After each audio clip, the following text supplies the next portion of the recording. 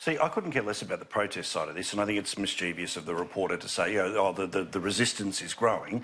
Everyone who voted no or voted to remain is going to be hepped up by this. And everyone is flying the European flag. The Sheila, who was a long-term Stop Brexit campaigner, is hardly just popped up and changed her mind and now is so offended by proroguing. So they were sort of stop it at all costs, and Boris is handing them that moment. But Bronwyn, I know you spoke about this a bit with Peter before, but let's talk about the mechanics around this. On this show you said, basically, pause the Parliament, crash out of Brexit, then come back. By giving the Parliament 3 days next week and maybe 5 days a bit later in the month, can't there be a motion of no confidence straight away? Can't there be an attempt to get something happening? Because the Speaker there has actually said that this is essentially a constitutional crisis. He's going to be pro stopping anything in the Parliament and making sure that if there is something to happen here, it could happen next week. Well, that's why I said, if I were Boris, and I said it here on this very desk, 2 weeks ago? Correct. That I'd be having the Parliament prorogued on the 3rd of September, which is the date that the Parliament resumes. And I would have it prorogued until at least the 1st of November. Now, there is plenty of precedent for proroguing of the Parliament for political purposes. The 1948 Attlee government, who was frightened that its legislation to nationalise the iron and steel industry would not get through the House of Lords, so that they'd hold it up for too long.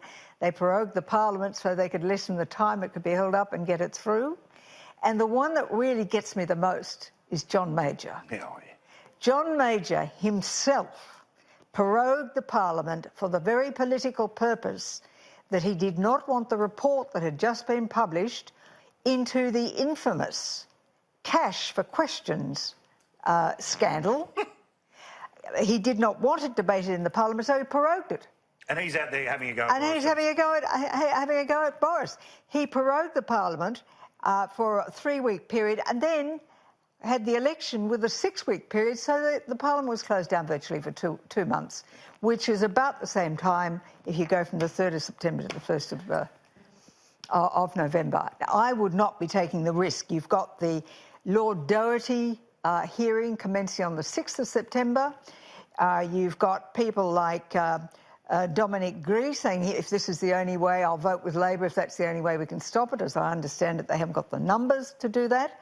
But the beauty about having it prorogued for the whole period is that once they're out of Europe, then there'll be a whole lot of Tory MPs who are Remainers suddenly start to think, well, gosh, nothing I can do is going to stop it. I better think about holding on to my own seat. Correct. So all the thoughts about having a no confidence motion and, of course, that dreadful anti-Semite, the leader of the opposition in the UK, has said he would grab power. He wouldn't wait for the ordinary period of time under UK convention. He'd grab power and he would change this and change that. I mean, it's just a nonsense. So, Nicholas, what's interesting here, and we were looking at the numbers before the show, if you had a government that was formed exclusively, regardless of Liberal or Labor, just on constituencies that voted to leave the European Union, there would be an extreme majority in the Parliament. I think you'd have, the best part of an extra 50 seats over everyone else. So the majority of seats across the country, constituencies as they would call them there, say we want out. There has been a process to try to get a deal. That didn't happen.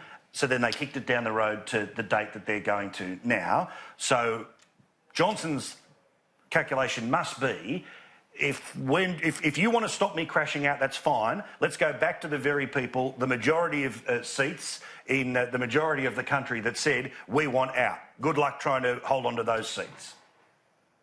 Yeah, I mean, look, I still think there's going to be a general election at some point here. I think Bronwyn, full credit where it was due, was very perceptive the other week when she suggested the strategy of proroguing the Parliament, although she did, I think, wisely suggest that if Johnson was going to go down that path, he should prorogue the Parliament from the 3rd of September up to October the 14th. Now, the mistake I think he's probably made is he's prorogued the Parliament from the 10th of September, so there's now a week of the Parliament sitting. And, you know, I think all hell's going to break loose next week in Parliament, and you'll get the Tory Remainers siding with Labor and the Scottish Nationalists, and they will try and pass a no-confidence motion in the Johnson government. At the same time, you've got legal challenges running to Johnson's attempt to prorogue the Parliament. Now, I think I'll be with you on this, Bronwyn. I think there's a questionable chance of success of those, but it nonetheless will just feed into this sense of complete and utter chaos, which just gives more fuel to the argument that there just needs to be a general election to clear this up.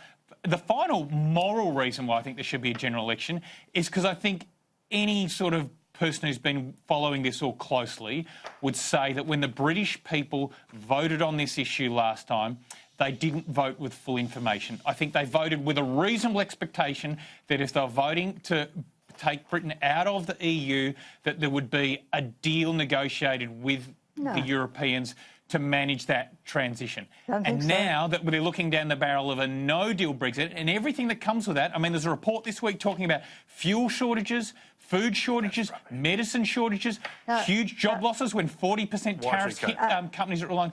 Now, I think at the very least there should be an election so that people can vote, this time with full information about what the real choice is before them. I should point out, fact-checking websites, the BBC and even another professor was able to conclude once they studied this, and we just double-checked the numbers. There are 650 seats in the UK Parliament, 406 voted to leave, 242 voted to remain. So Boris Johnson's theory is, press the button. Of course, there would be the Farage Brexit party that would be part of that, so then you end up in one hell of a mess. James, what do you think? Well, just on the Leave Remain constituencies, we kind of, the 2017 election was an attempt to translate the Brexit vote into a Tory vote, and it turned out the Labor vote in a lot of these places was a hell of a lot stickier.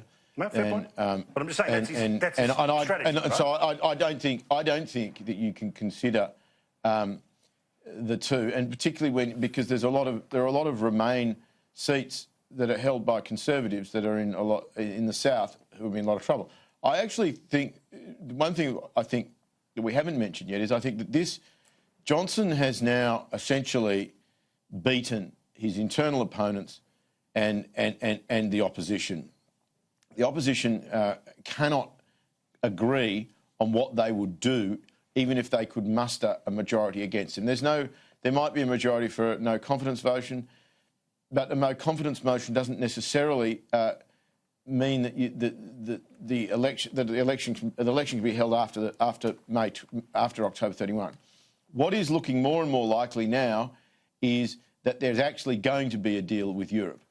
The Europeans have now seen that the May's deal is dead. That's not coming. That cannot be revived. There is no real deal. There's no majority, I suspect, for overthrowing Johnson. So they've got to go back and they've got to deal with them if they don't want chaos. Germany is on the edge of a recession. The noises that were coming out of the meetings on the sidelines in Beirut over the weekend are very much, OK, we really need to talk. Yeah. And I think what we're going to see in the next 2 months, fingers crossed, is that there's going to be quite a lot of concessions made on both sides. And I think they're coming out on the 31st of October. I think everyone agrees on that. But I don't think they're coming out no deal at this point, or full no deal. Okay, there'll probably be a whole lot of little mini deals that make sure everybody saves face. James says deal or multiple mini deals. Nicholas says election. What do you say? I don't think there is time to negotiate a new deal and legislate for it before the 31st of October. And there's no way in the world that Boris is going to go past the 31st of October. So I think he's going to go through the motions. It was interesting to see the Northern Ireland Party are sticking. They think what he's doing is terrific.